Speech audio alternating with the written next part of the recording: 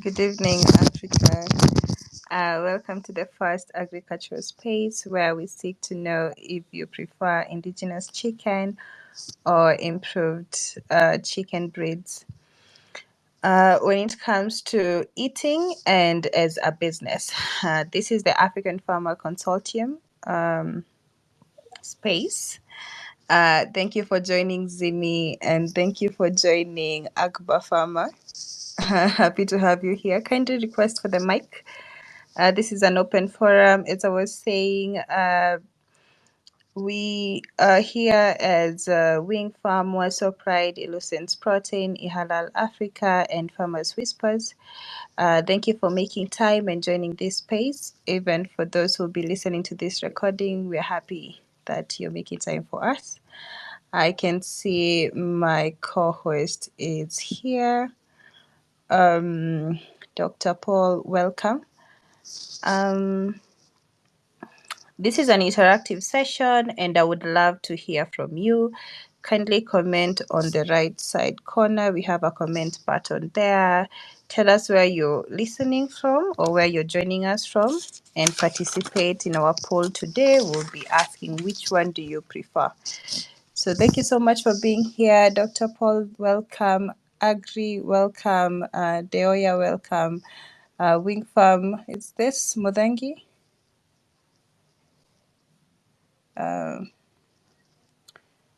Thank you for being here. Dr. Paul, say hi to us.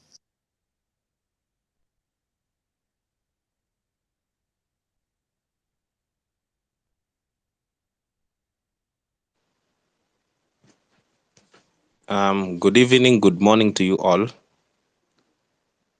I'm happy to see you this time. I know it will be a forum where we can talk to one another. Therefore, as my good friend Karume just said, so we talk to one another. It will be a very interactive session.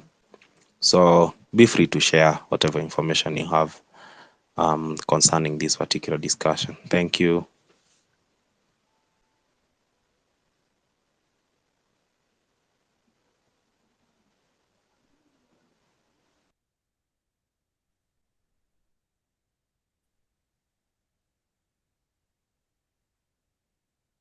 Okay, thank you so much, Dr. Paul, for making time for us. Wing Farm, Mudangi. Hello, how are you? Say hi to us.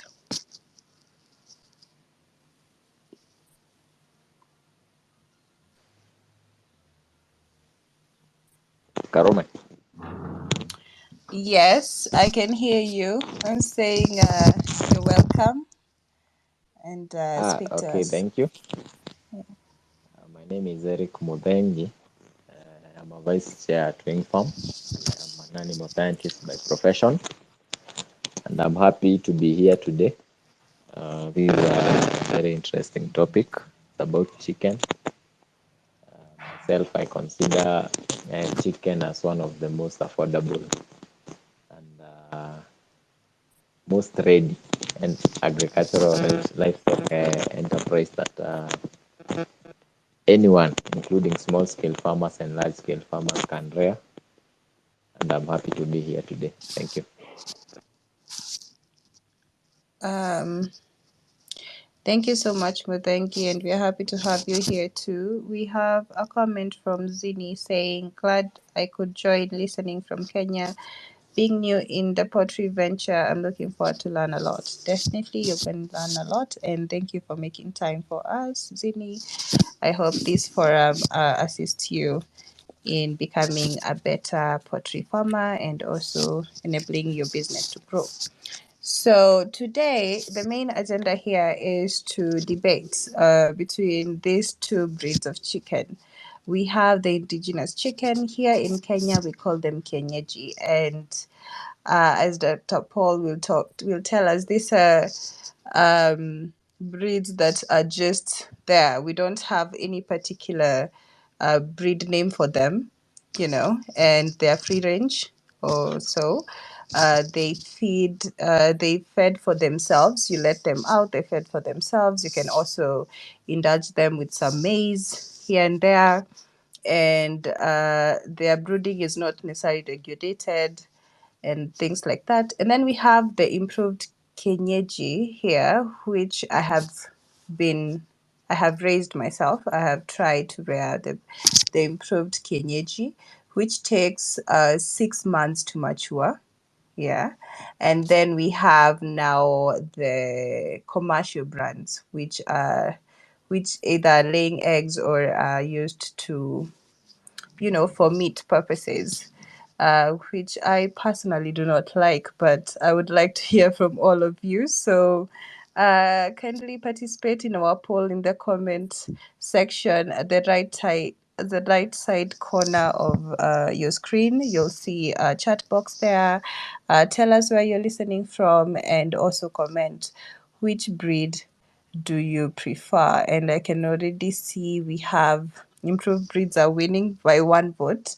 So I'll vote on my end.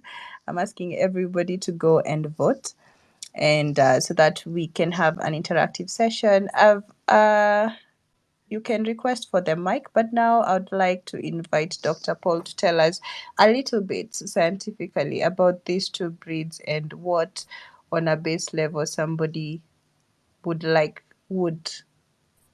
need to know basis. Dr. Paul, welcome. Thank you, Karume, for this opportunity again. And we thank you for the people who have continued to join us tonight, whether it's daytime or in the afternoon or at night, wherever you are. We really appreciate your presence. So,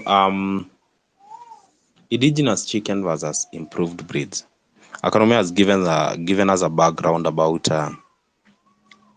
this particular chicken, and some small facts about indigenous chicken is that their meat and eggs are tastier and preferred by most consumers to those obtained from commercial breeds. In fact, in many rural areas, you just go and you just say ni mayai ya broiler. Wanasema ni mayai ya broiler. They say it's broiler eggs or layers eggs. They taste totally different as opposed to those ones of indigenous chicken. Also, the initial investment is less than that needed to keep commercial breeds.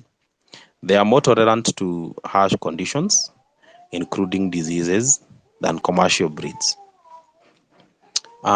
You hear commercial poultry farmers sticking to a routine, which I may share later of the vaccination protocol for poultry farmers. But for kienyeji farmers or the indigenous chicken, they don't vaccinate their chicken. So you are there and you're wondering, how do these guys survive? So it's just that the way they've been, they're genetically, they have been made to resist diseases. And that is why now, in this case, they are tolerant to diseases. The most common ones including Newcastle, although that affects them sometimes. You may find a few of them sleeping, but then they have their own ways of reviving this particular chicken. And also, they can be fed on cheap, locally available feeds. Most people use the feed that is available. Say chicken remains. Whatever remains after you've cooked your ugari is what you go ahead and feed these particular guys, and they'll survive and add weight. But most of the times they fed for themselves. You just let them out in the morning. Sometimes they even sleep on trees. They fight with the mungus. They fight the hawks to try protect their chicks. They lay eggs in the bush. That's how they survive. And then when they are allowed to range freely, they need retro feeding or other care, as I had mentioned. You find that you just leave them to do their own thing, and for them, they'll just continue doing it without requiring any assistance from man or from humans, as it were, when it comes to maybe you taking care of them or helping them with a few things. They can be able to really be able to um, to be fed. To be able to fetch for themselves and survive. Again, women and youth often control income from chickens. That is, as pertains to chicken generally. And then local markets are readily available for both their eggs and meat. And then their droppings are rich in nutrients, which can be used for compost making, pond fertilizing, and as feed for livestock. But that aside, I want you to ponder on that as I now prepare then to contrast.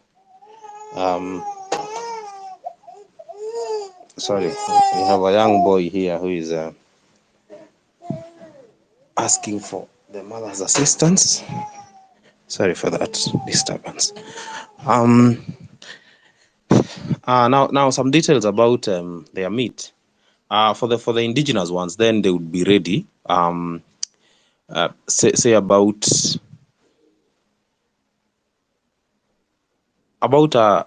8 months or thereabout, they will be able to reach maybe 2 to 3 kilograms. And the eggs they lay in a year would be 150 to 200.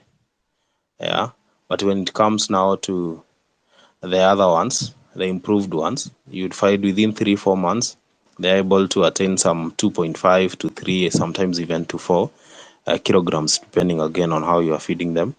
And the number of eggs they lay per year for the improved breeds, you'd find from 250, even more, or above 200. That would be a good number. Now, if you combine that number, multiply by the ones that are available, then you'd see how much you'd have. Of course, contrary to what we had said earlier about the investment required for the indigenous chicken being little, you find that the initial investment for the improved ones or the other varieties, the commercial ones, will be higher because you're talking about housing, proper feeding equipment, vaccination, all these things. Yeah. Again, most of the times you are buying even the stock. But for indigenous chicken, maybe you have a hen, it lays eggs, they are fertile, and therefore you are able, they hatch, they brood the eggs and then they hatch, which also is a fact about them. And the indigenous ones or the commercial ones don't brood. They will lay fertile eggs, but they will not brood on them, especially the improved ones. For the layers, the eggs are not fertile. So that's also another good difference between them.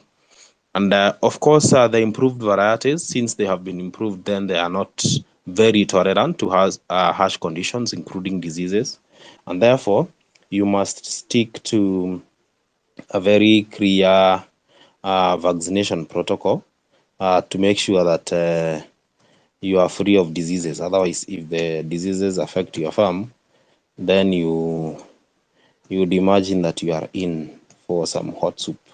Hot soup, not for you to drink, but to affect your pockets in terms of losses of chicken. Maybe they have died, and many other things, which then you are supposed to deal with as a farmer. And then also the improved ones, they require feeds. So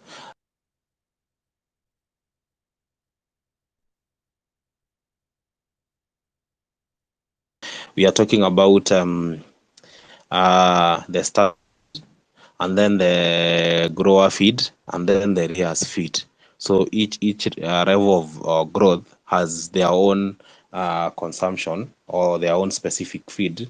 So to say that you'd be required to feed them. And now when it comes to layers, now you have the same starter feed or chick feed, which could be in terms of pellets, and then you go to grower feed, and then you transition slowly. You don't just jump from one to the other like that, and then to grower, then to layers. Because especially for the layers, they will start laying about 16 weeks or thereabout.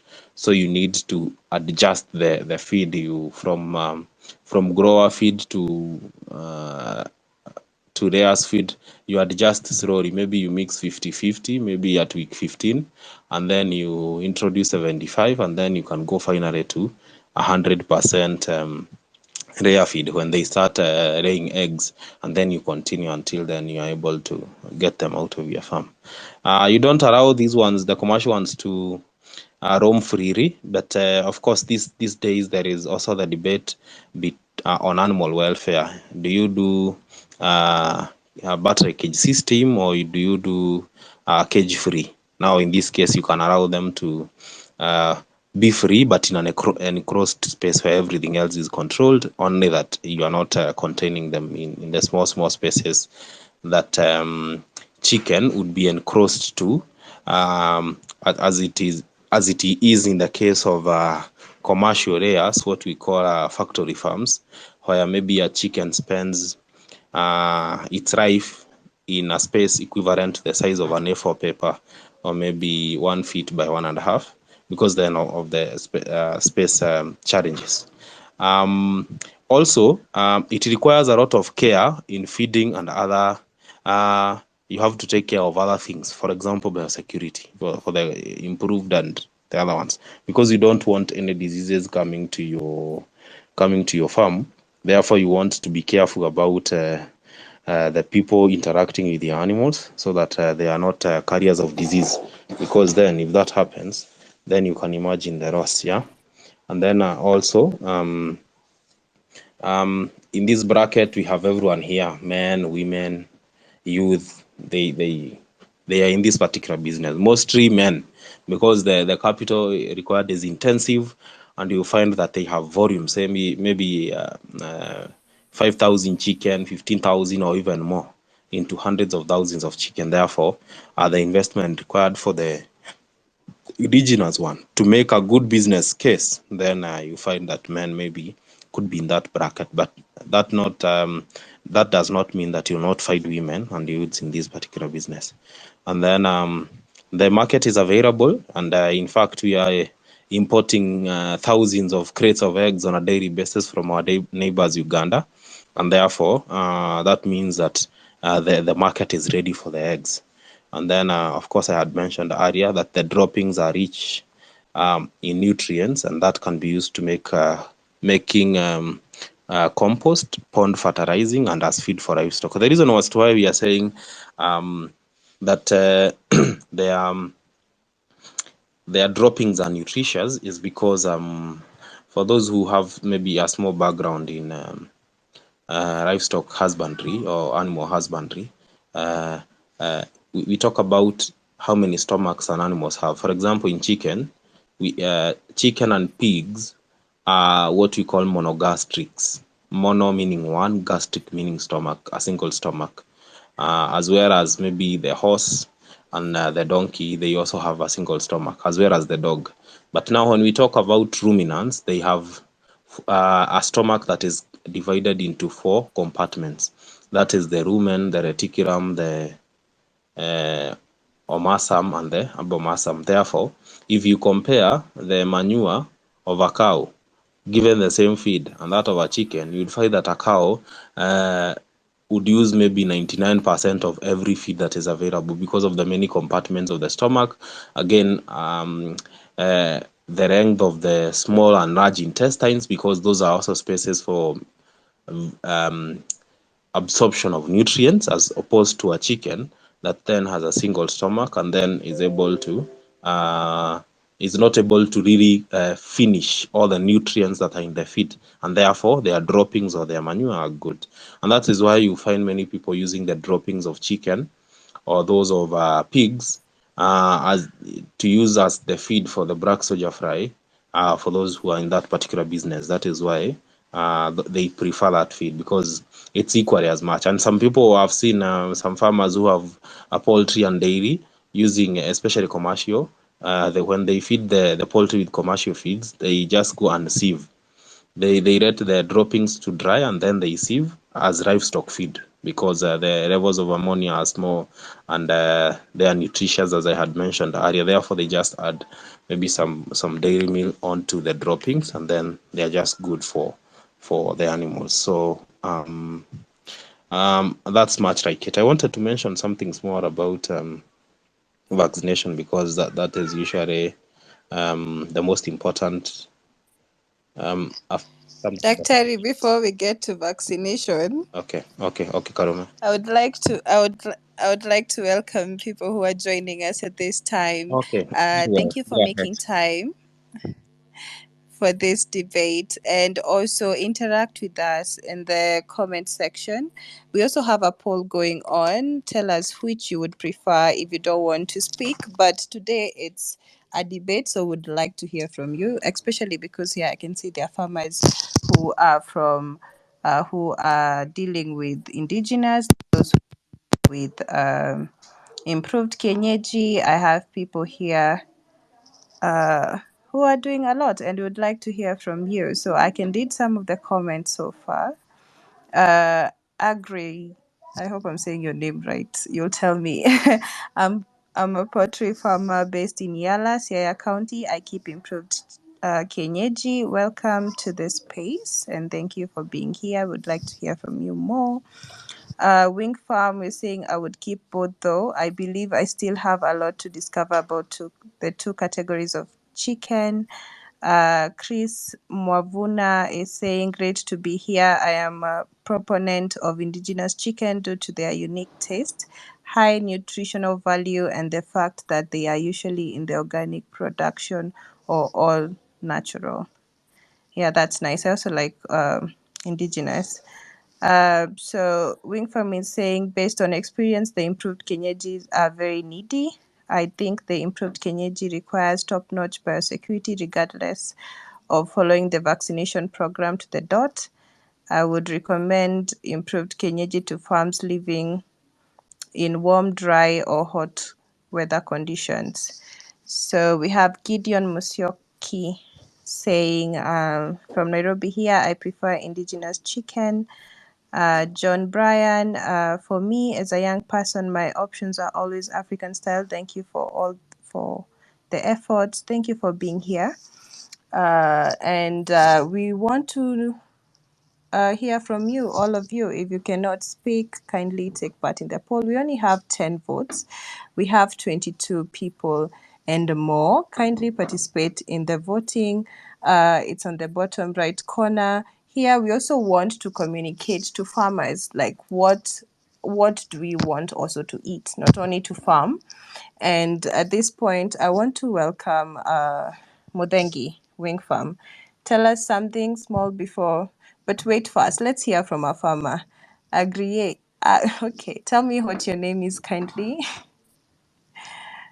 You're welcome to speak. Farmer from Yala. Okay, good evening for those who Good are in Kenya. evening. Yeah, the name is Agri. You got it Ag- right. Agri. Ag- Welcome, Agri. yeah, Uh, yeah. Tell us about your farming venture. I've been farming for 3 years now.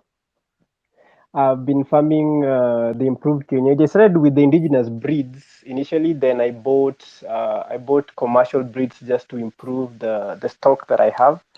So now the breeds that I keep are what I call there's a cross of the commercial breeds and the indigenous breeds.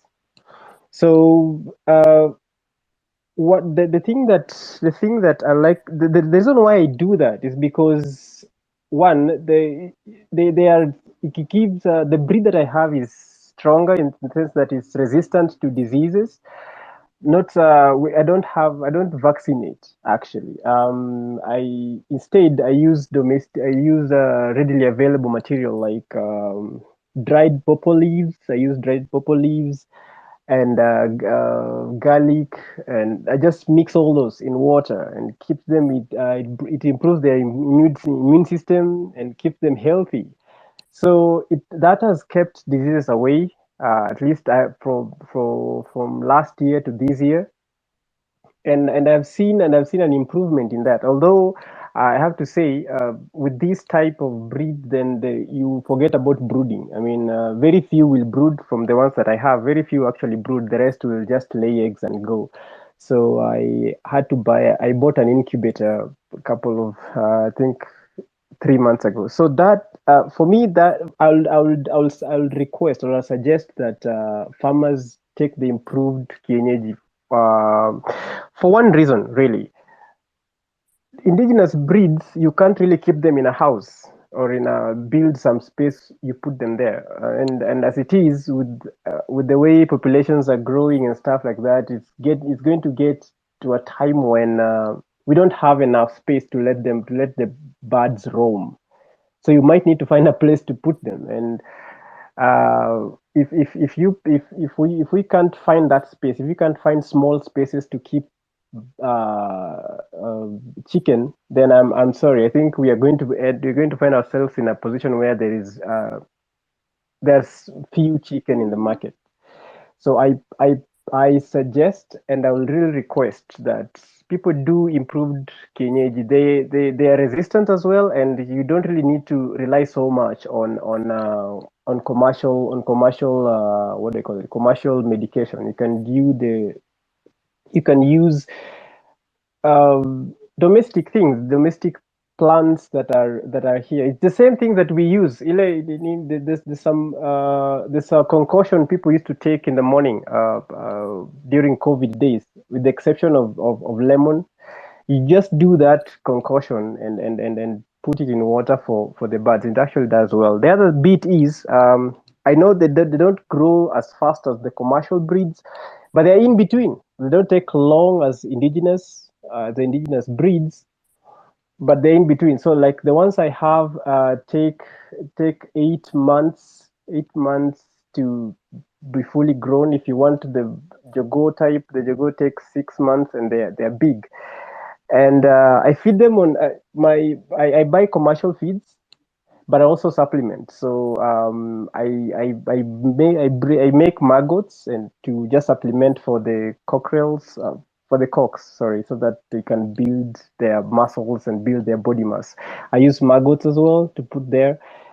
Yeah, so it's just an open. It's really basically an open field. There is no, how do I put it? There isn't so much um, restriction as to medication and maybe feeding, because feeding, if you're using commercial feed, then there's those age limits for once the laying for the sorry for chicks, for those growers and layers. But other than that, you can just raise them as indigenous, only that you can build and have a confined space for them.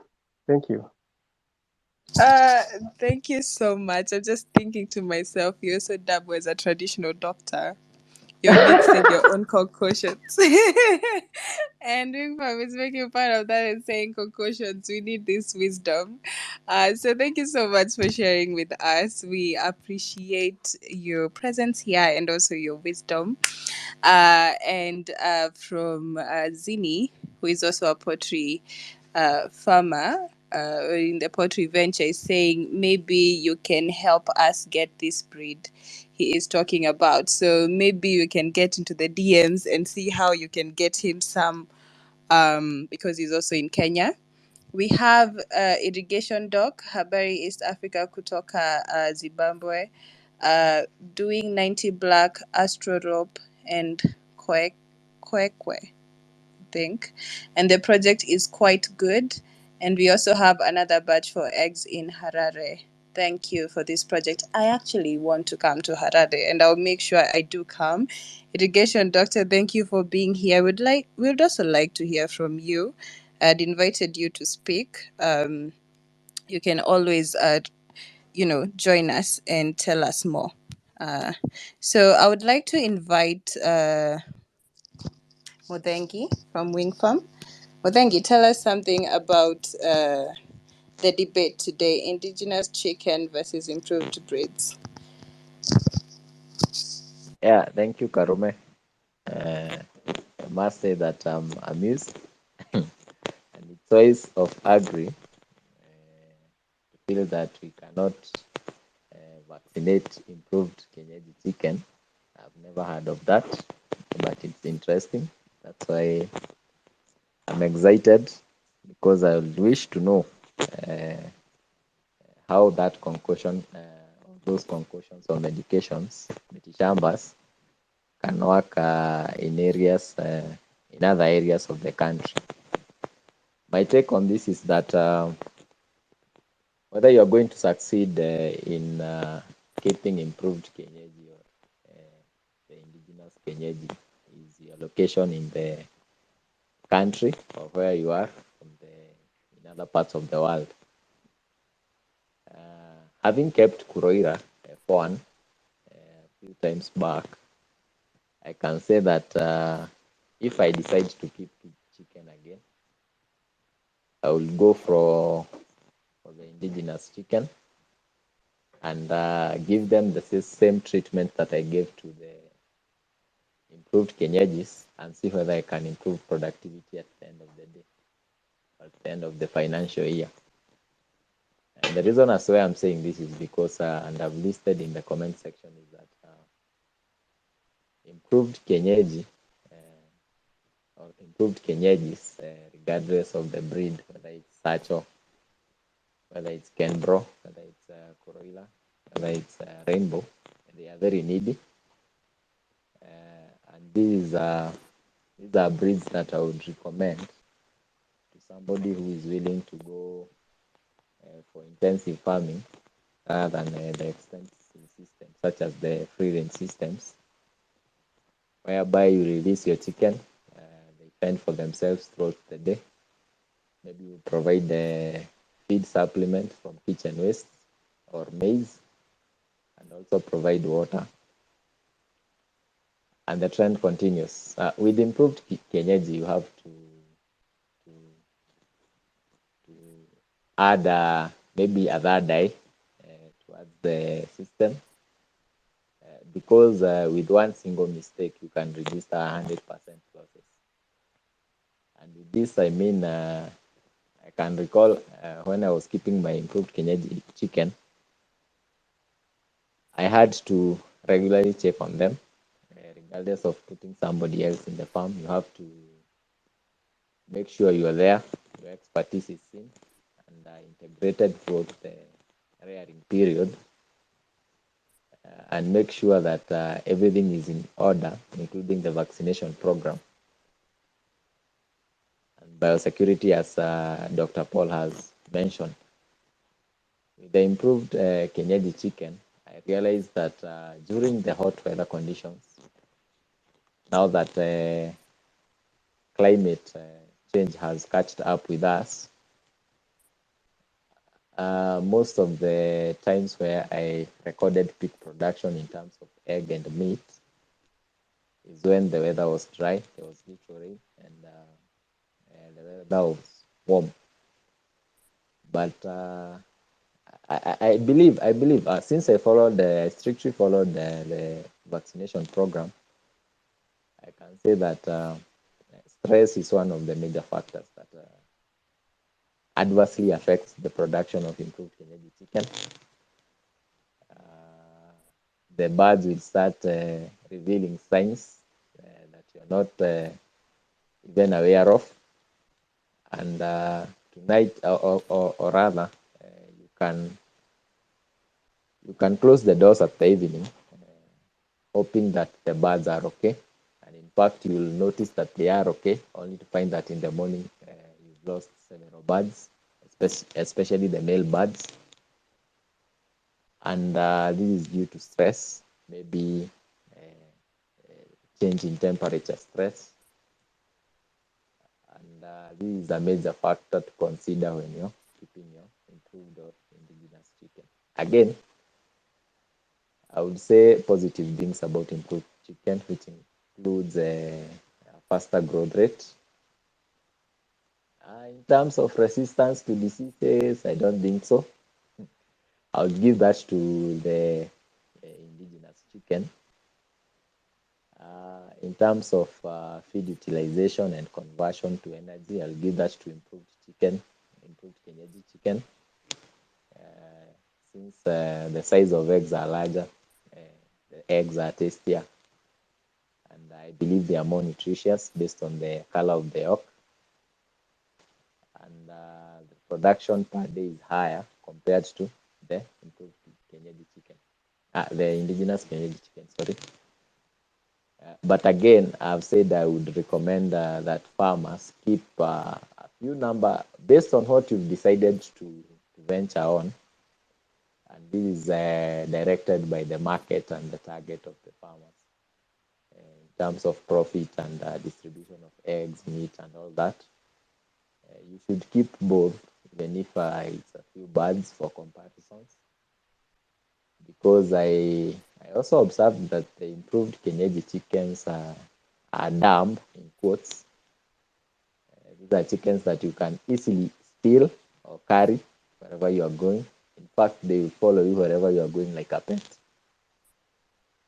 And I did one experiment which turned out to be very okay, whereby if I wanted to introduce a new feed and the improved Kenyaji chickens would show some resistance in consuming it, I would just throw one bird in the flock, an indigenous chicken, and it will teach the other birds how the feed is taken and all that. So it's a good thing. You learn a lot.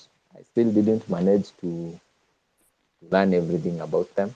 And I believe I still have another chance to do so that I can advise further on whether we should go for the indigenous chicken or the improved breed. I believe that's my short contribution for now. Karume, back to you. Thank you so much, Mudengi, for that contribution, and thank you for everyone who is joining us this time, even for those listening. This is a recorded space. You can always find it on my profile. It's pinned there. So I have this comment from Japheth Macau. I posed this question: comparing the two, which takes less feed? Most farmers say improved Kienyeji mature faster. Is it true? Business wise, is improved Kienyeji the way to go? I am in a fix whether to ditch Kienyeji for improved Kienyeji. Japheth Macau, thank you for this question. So, about, what is it? 7 years ago, I decided to farm the improved Kenyeji. I went to a hatchery and picked 500 chicks and built a coop and, went ahead and started my venture. Little did I know that I was just getting to the gates of hell, because before, if you are not prepared, like me, I was not prepared at all for what awaited me in the 6 months that were coming. Because what you start to learn is that it's not about even acquiring the birds. It's not even about making a good shelter, because I really invested in that. It is about the feeds, because these birds eat. And because I had started with a big number, this was a challenge to me. I had to ask assistance from my family, my mother, and luckily, my family was part of the caretakers of the chicken. I wasn't present there, which I would not recommend. If you're getting into farming seriously, I always recommend: first, start small; second, be present. Don't do distance farming until your farm is huge enough and you've learned everything about it to make sure that you can check on it even if you're far away. But starting a venture and leaving it in other people's hand is not recommended for everybody in this space if you're trying to do farming. And if I would try to answer Macau, I would say yes, the improved Kenyeji will mature faster. In 6 months, they were ready for the market. And the feed, that is where the bulk of the money will go. Budget more on the feeds, learn ways to supplement the feeds, don't just use commercial. I was using purely commercial feeds. And business wise, is improved Kienyeji the way to go?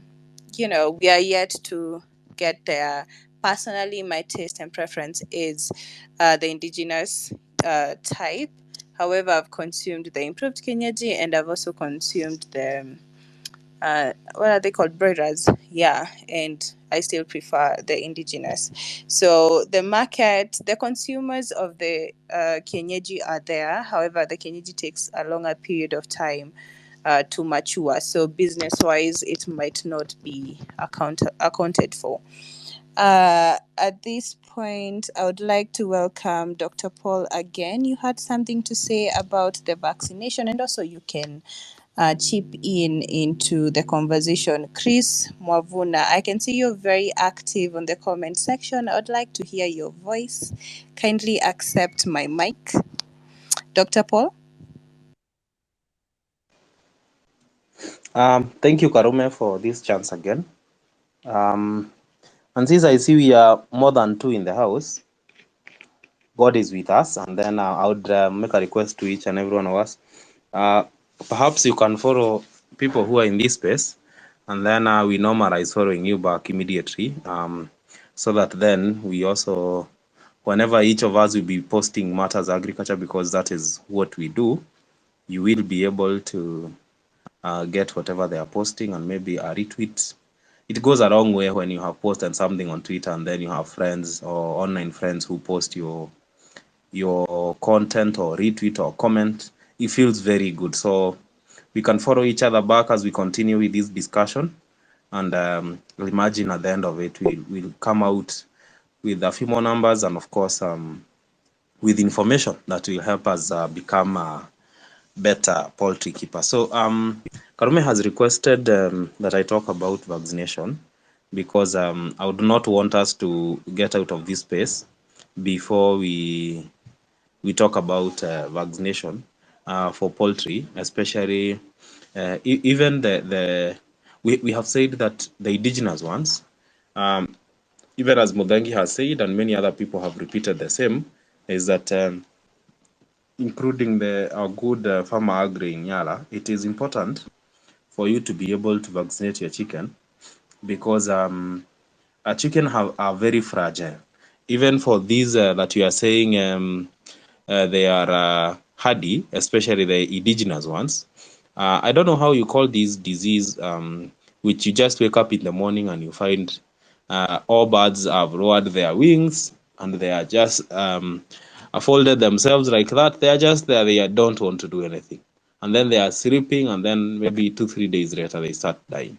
Or you can, where I come from, we call them Kehuruto, but I imagine it's Newcastle. Okay, I know it's Newcastle. I don't know how you call that in your community. But those are some of the diseases that are very common. Perhaps in our subsequent Twitter space, Karume, we may want to talk about some of the diseases that affect poultry and how you can be able to identify them so that then those who are interested can learn a thing or two before getting into this venture. And maybe another comment before I get into the vaccination. Karume has mentioned about you being there physically on your farm because it's your business. If you're not there watching how your business is growing, someone else will make it their business and they will benefit from it. Especially on eggs, they tell you that they have stopped laying, and yet you are buying the same quality of feed, and yet someone carries 5 eggs on a daily basis and goes sells to the neighbors or consumes them. And it's not part of the agreement or part of the remuneration that you are offering them. Now you can imagine at the end of the month or at the end of the year how much money you have lost. That also happens in dairy farming, where a person may be carrying away a liter or two, and at the end of the month you have lost so much money, and yet you're paying these guys. So but you have to be there, especially to be able to spend time with the animals. And I say, if you don't spend time with the animals, there are things you'll never see, there are things you'll never hear, there are things you'll never smell, because some diseases you can catch them using smell. There are things you never feel because the consistency of the manure or the droppings, the color again, the sight, you can be able to see things. A short video or whatever these things someone can share on WhatsApp or other platforms,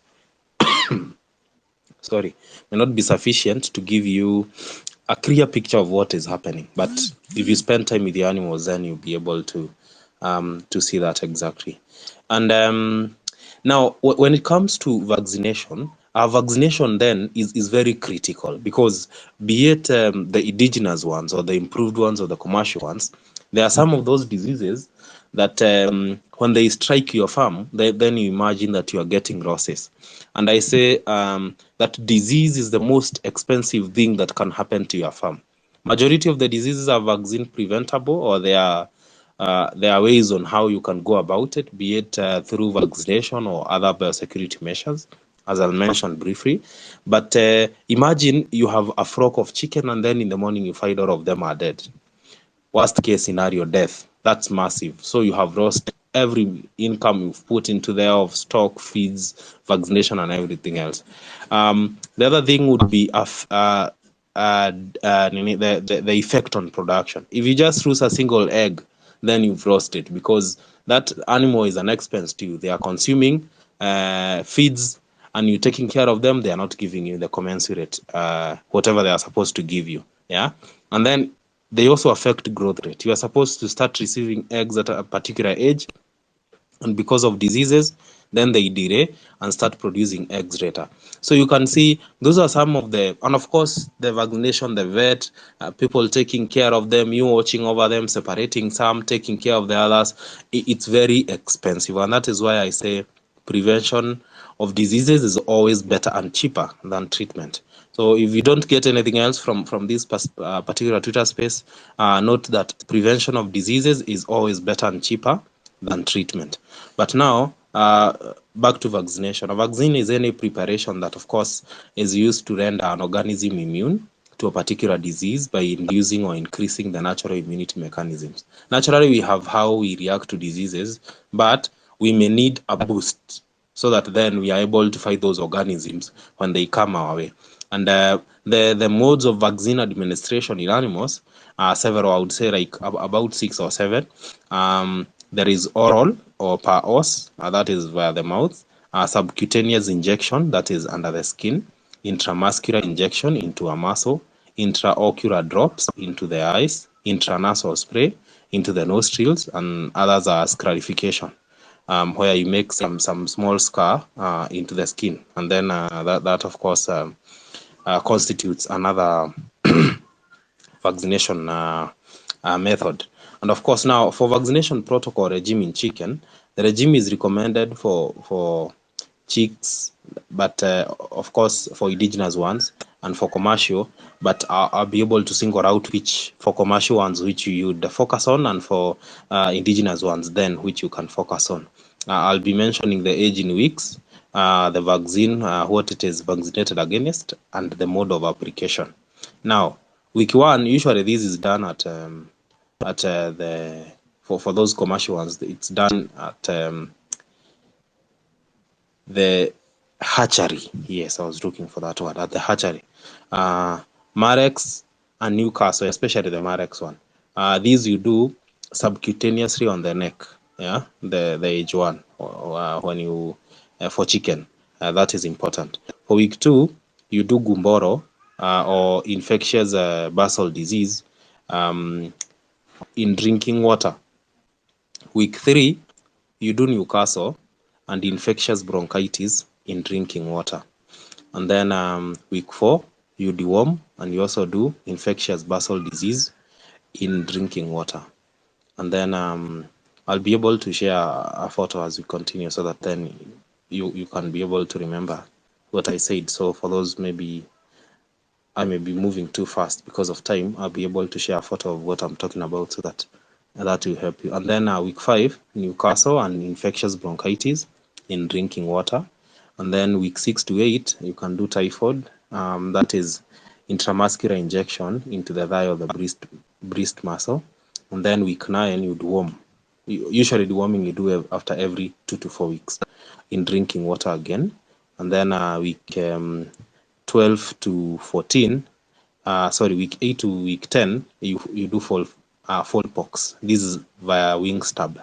Wing stab is when you spread the wing of the chicken, that fleshy part that looks like a web, that is where you do the wing stab. And the medication for pox usually has something that looks like a fork with the 2 prongs, where you dip it, you prepare the medicine, and then you dip the prong in the medicine, and then you inject that particular area as you move the chicken around. And then week 12 to 14, you do typhoid intramuscular injection, again in the thigh or breast muscle. And week 16 to 18, you do Newcastle, where the disease is prevalent. This one is optional, of course, in drinking water. And after every 3 to 4 months, you repeat Newcastle, especially for chicken that are rares, because rares, and of course the indigenous ones, because that is the most common ones. But now that I've mentioned is for improved breeds, and as well as for commercial ones.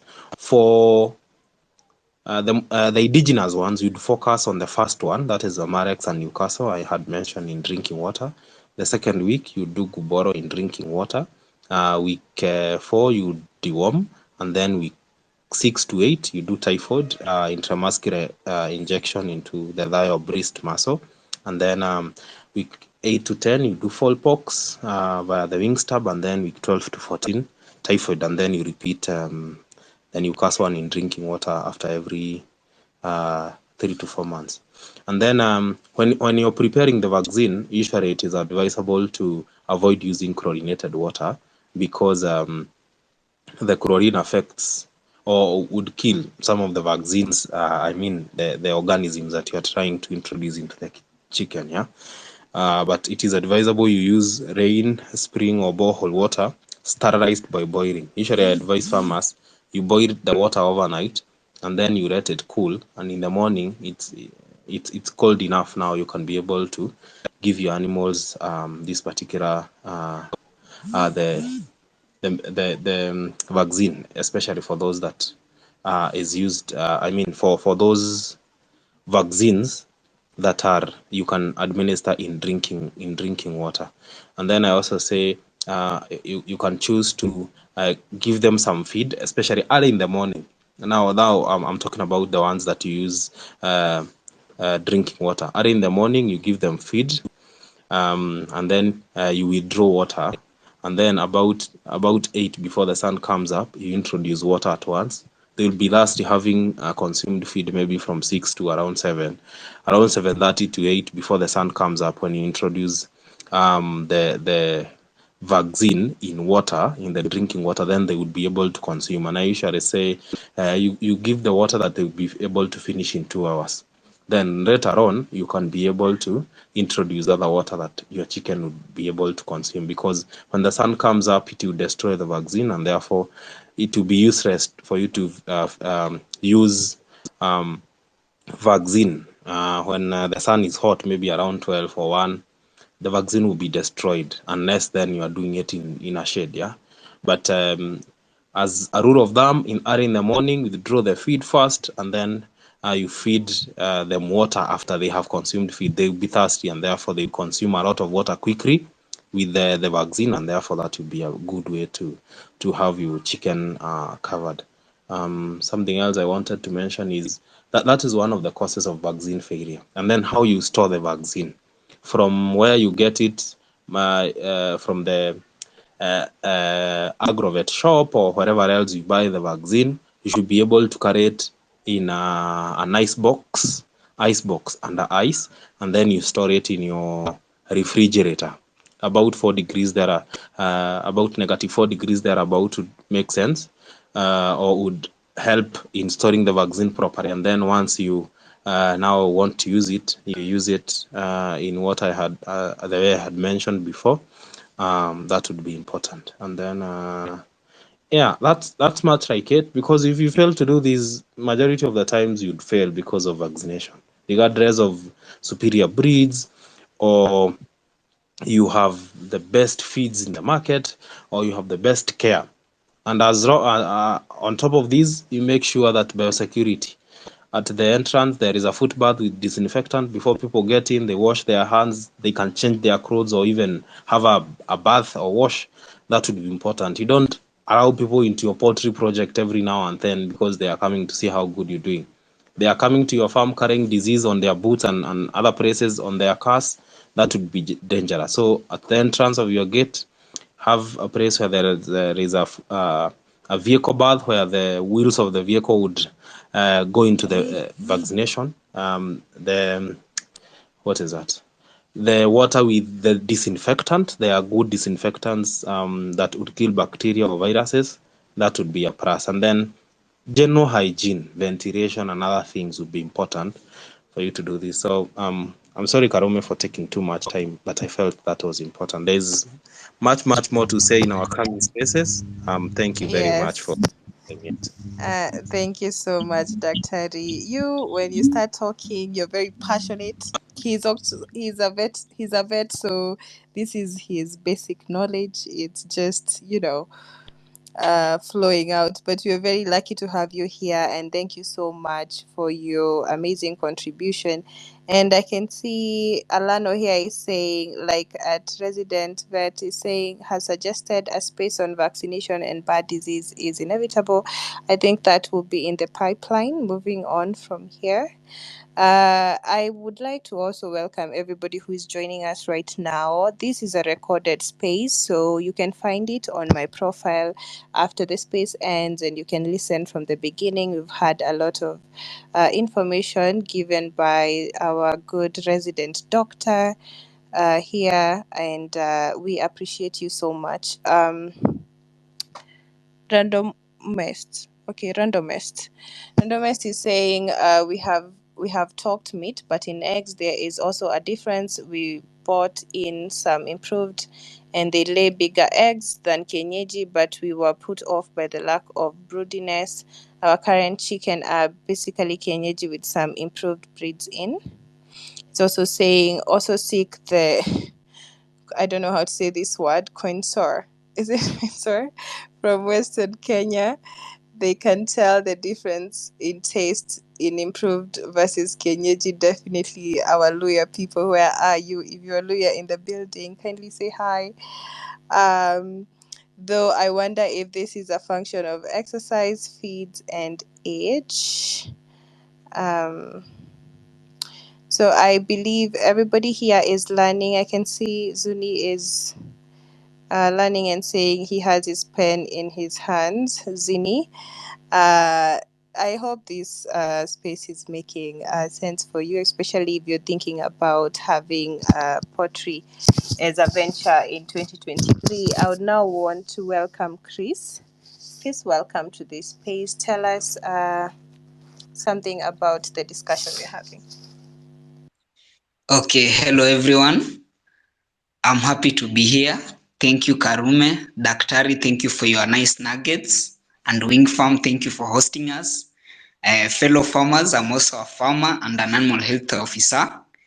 So I'm interested in indigenous chicken. I'm also interested in improved kienyeji chicken, but more so, I will lie on the side of indigenous chicken. As farmers, we have to remove the myth that indigenous chicken cannot be kept for commercial purposes.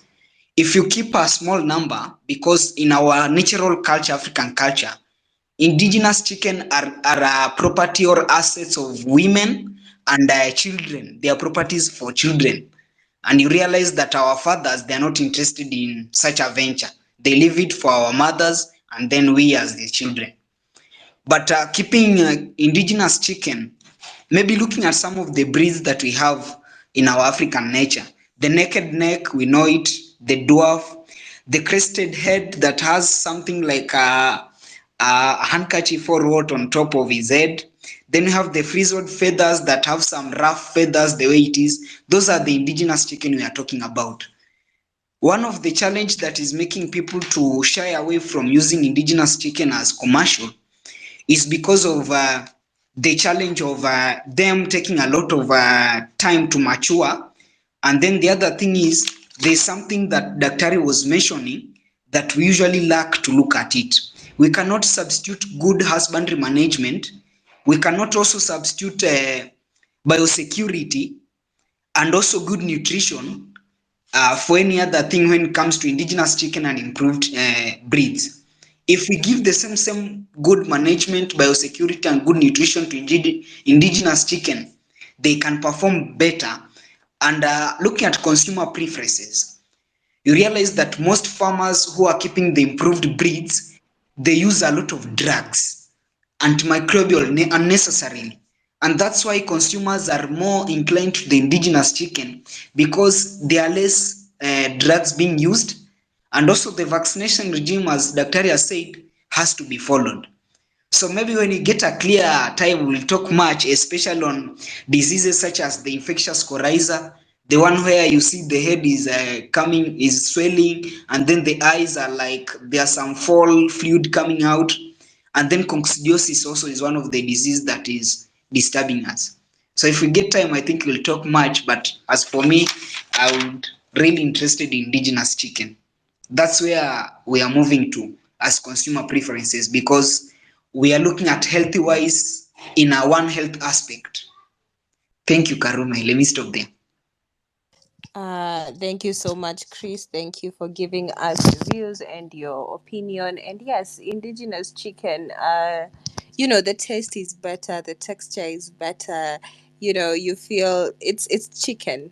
I feel like the other the other breeds are not chicken, but it's how you're raised or what you consume. Also, your taste and preferences may differ. But I can see we are almost coming to the end of the space. I would like to invite anybody else who would like to have a comment. Kindly request for the mic. We can go through that. Otherwise, I would say that you guys have been so good on this space, and the good doctor has just shared the vaccination regime he just talked about down there, but I am hoping that we are going to have a space dedicated to feeds and how to supplement feeds. Zini had asked about that, and also how to, and the vaccination of the birds as a whole. I can see my Nigeria friends are here. Peter, welcome. How are you doing, Peter?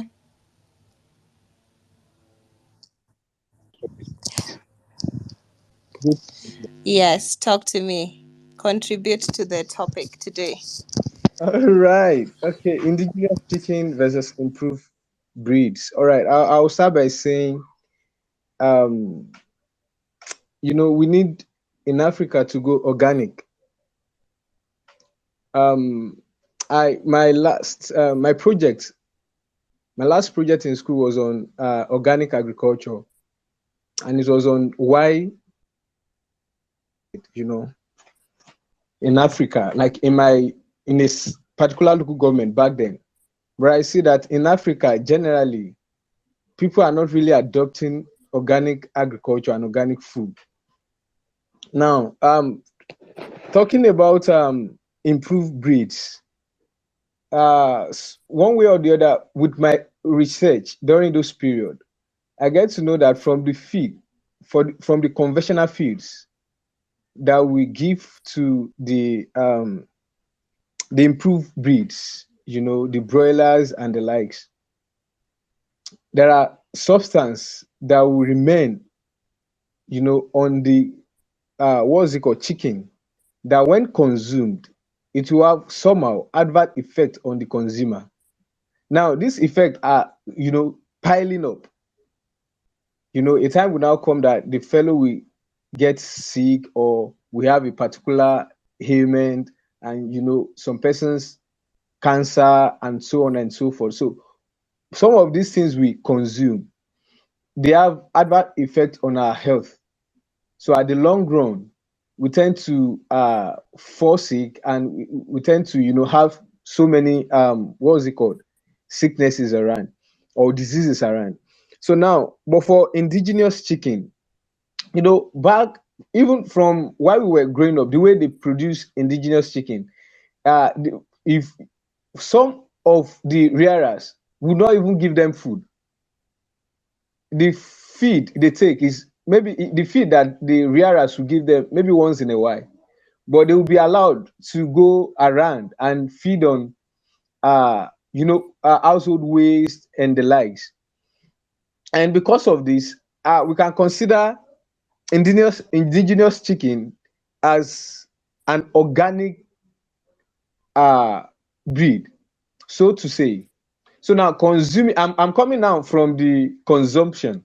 Now consuming indigenous chicken can be positive to our health, so to say. So now indigenous chicken is very good. Improved breeds is very nice. But the reason why we look out for improved breed is because we want to do business as agri people.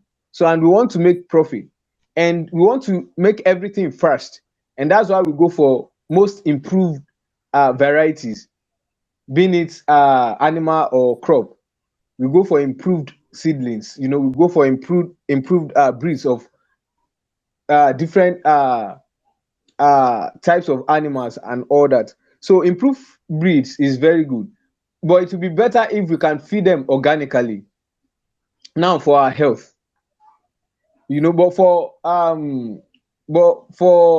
commercial purpose, we want to make profit, and that's why we need to look out for improved breeds. And those conventional feeds we administer to them at the long run have some adverse effects on the health of the consumer. So both are good. And I want to say this before I drop the mic. Indigenous chickens also can be profitable if reared well, because this one produce very well. My brother rear chicken here. He rears indigenous chicken, and he has like 3, 4, or 5 mother hen. You know, and these guys will reproduce so many times. I'll just see many children, like 10, 12, and all the likes. And before you know it, in the space of few months, they are a bit grown up, and they can sell it. I can remember sometimes ago he said he took some to the market and he sold them for a reasonable amount of money. So with they are reared well, also they can be reared for commercial purpose, but then for profitability, improved breeds is better. So thank you very much. My name is Peter Adekoye, team lead Oyemond Agro, and I'm from Nigeria. Thank you very much. Thank you so much, Peter, for making time and being here. I can see Wing from here is joking. Has anyone considered that for a moment improved Kenyeji chicken might suffer from lifestyle problems compared to indigenous chicken? Mothengi, I want to know what these lifestyle problems are. Before that, let's give Maputi a chance to speak. Maputi, you're welcome. Maputi, can you? Maputi Shumba.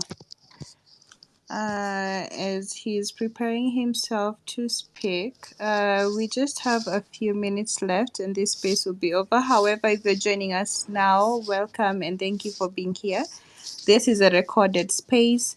We also have a poll going on at the bottom right corner, and you can poll and tell us which you prefer. There is a comment I didn't read.